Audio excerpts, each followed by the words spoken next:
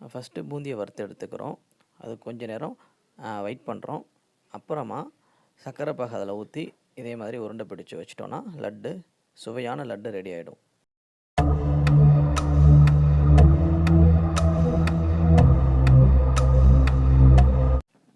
இப்போ லட்டு செய்கிறதுக்கு நமக்கு 2 கப்பு கடலை மாவு நான் எடுத்துருக்கிறேன். 2 கப்பு கடலை மாவை சேர்த்துட்டு அதுக்கப்புறம் தண்ணியை கொஞ்சம் கொஞ்சமாக சேர்த்து இந்த லம்ப்ஸ் இல்லாமல் நம்ம அதை வந்து கலக்கணும். சின்ன கெட்டி கூட இல்லாமல், கெட்டி பிடிக்காமல் நம்ம இந்த மாதிரி நல்லா மிக்ஸ் பண்ணிவிட்டு நல்லா கிளியராக தண்ணியாக இருக்கிற மாதிரி எடுத்துக்கிறோம். எடுத்துட்டு ஒரு கடாயில் எண்ணெய் சூடானதுக்கு பின்னால் இந்த மாதிரி கரண்டி இருந்துச்சுன்னா, அதாவது ஜல்லி கரண்டி சொல்லுவாங்கள்ல, அந்த கரண்டி இருந்துச்சுன்னா அதில் இதே மாதிரி ஒரு கரண்டியாக ஊற்றி தட்டி எடுத்தோன்னா அழகான சூப்பரான பூந்தி ரெடி ஆகிடும். ஒரு 5லேருந்து 6 நிமிஷம் இதை ஃப்ரை பண்ணி எடுத்துகிட்டா முடிஞ்சிருச்சு. இதை வந்து ப்ரௌனாலாம் ஆகக்கூடாது, ஒயிட்டாகவே தான் இருக்கணும். அப்போனா தான் லட்டு பிடிச்ச நல்ல கலர் கிடைக்கும். கருத்துருச்சுன்னா கசக்க ஆரம்பிச்சிடும். ஸோ திரும்பவும் செகண்ட் டைம் நம்ம செய்யும்பொழுது இதேமாதிரி கழுவிட்டு தொடச்சிட்டு நம்ம போடணும். ஏன்னா கழுவிட்டு அப்படியே போட்டோன்னா எண்ணெயில் தண்ணி தெளித்து மூஞ்சில் பட்டுரும். ஸோ அதனால் தொடச்சிட்டு அதுக்கப்புறமா அதே ப்ராசஸை திரும்பி நம்ம ரிப்பீட் பண்ணுறோம். இல்லை உங்ககிட்ட ப்ராசஸர் இருக்குது இந்த மாதிரி செய்கிறதுக்குன்னா அந்த மாதிரி செஞ்சுக்கலாம். பட் இல்லாதவங்க இந்த மாதிரி செஞ்சால் ரொம்ப சூப்பராகவே அருமையாகவே பூந்தி ரெடி ஆகிடும். ஸோ இதில் நம்ம காரா பூந்தியும் செய்ய முடியும். ஒன்றுமே இல்லை, இதை லைட்டாக ஃப்ரை பண்ணி எடுத்துட்டோன்னா, ஃப்ரை பண்ணி எடுத்துட்டு இதுக்கு மேலே நம்ம தாளித்து அந்த வரமிளகா, பூண்டு, அதுக்கப்புறம் மல்லாட்டை பயிறு இது எல்லாத்தையும் கலந்து சேர்த்து இதில் மிக்ஸ் பண்ணிட்டோம். அதுக்கப்புறம் மிளகாய்த்தூள், உப்பு இதை சேர்த்துட்டோன்னா காரா பூந்தி ரெடி ஆகிடும். அதே மாதிரி நம்ம சர்க்கரை பாகை இதில் ஊற்றி உலர வச்சிட்டோன்னா தனித்தனியாக ஒட்டாமல் அப்போ இனிப்பு பூந்தி ரெடி ஆகிடும். ஸோ நம்ம இதை வச்சு 3 விதமான ஸ்வீட்டு, காரமும் செய்ய முடியும். 2 ஸ்வீட்டு, 1 காரம் செய்ய முடியும். இல்லை இதை விட அதிகமாக வேறு ஏதாவது செய்ய முடியும்னா நீங்கள் கமெண்ட்டில் சொல்லுங்கள். இப்போ இதை கொஞ்சம் நேரம் தனியாக வச்சுருவோம். இப்போ நம்ம இதுக்கு சர்க்கரை பாகை தேவைப்படும்.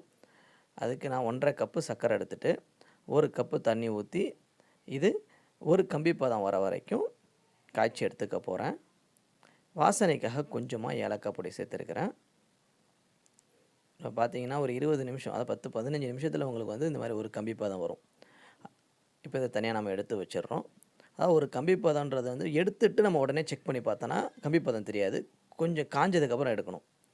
ஸோ இப்போ நம்ம எடுத்த சர்க்கரை பாகை அந்த பூந்தியில் நம்ம சேர்த்துட்றோம். பூந்தியில் சேர்த்து அது சூடாக இருக்கும்போது சேர்த்துட்டோன்னா கொஞ்சம் நேரம் வெயிட் பண்ணணும். ஆறுனதுக்கப்புறம் சேர்த்துட்டோன்னா நம்ம அப்படியே எடுத்துக்கலாம்.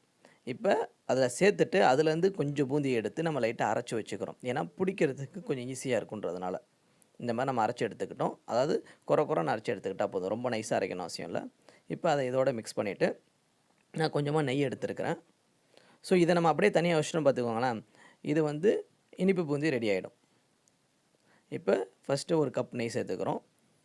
கையில் கொஞ்சமாக நெய் விட்டுட்டு இதை நல்லா பிசைஞ்சு விட்டுறோம்.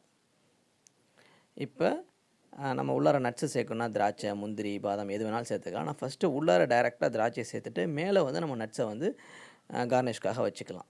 ஒவ்வொரு பூந்திக்கு மேலேயும் முந்திரி வச்சா சூப்பராக இருக்கும்ல, அதுக்காக நம்ம அப்படி வச்சுக்கிறோம். இப்போ 1 கைப்பிடி அளவு எடுத்து அதை நல்லா ப்ரெஸ் பண்ணி, ஜென்டிலாக ப்ரெஸ் பண்ணி இப்படி எடுத்துட்டோன்னா சூப்பராக அழகான லட்டு ரெடி ஆகிடும்.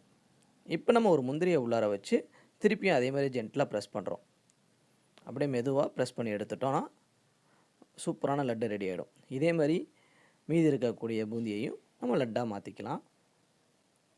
இதேமாதிரி ப்ரெஸ் பண்ணி எடுத்துகிட்டு தனித்தனியாக வச்சிடணும். ஒரு 10லேருந்து 15 நிமிஷம் காஞ்சதுக்கப்புறம் உடையாது. நம்ம உடனே அதை எடுத்து சாப்பிட்ணும், இல்லை கையில் எடுத்துட்டோம் அப்படின்னா உடஞ்சி விழுந்துடும். ஸோ இப்போ சூப்பரான லட்டு ரெடி ஆகிடுச்சு. இதே மாதிரி நீங்களும் ட்ரை பண்ணி பாருங்கள். ட்ரை பண்ணி பார்த்துட்டு எப்படி வந்துச்சுன்னு சொல்லுங்கள். இதே மாதிரி இன்னொரு வீடியோவில் நம்ம சந்திப்போம். அது வரைக்கும் டாட்டா, பாய் பாய்.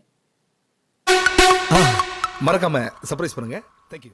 இந்த வீடியோ பிடிச்சிருந்துச்சுன்னா மறக்காமல் லைக் பண்ணுங்கள், ஷேர் பண்ணுங்கள். தேங்க்ஸ் ஃபார் வாட்சிங். அஸ்ஸலாமு அலைக்கும்.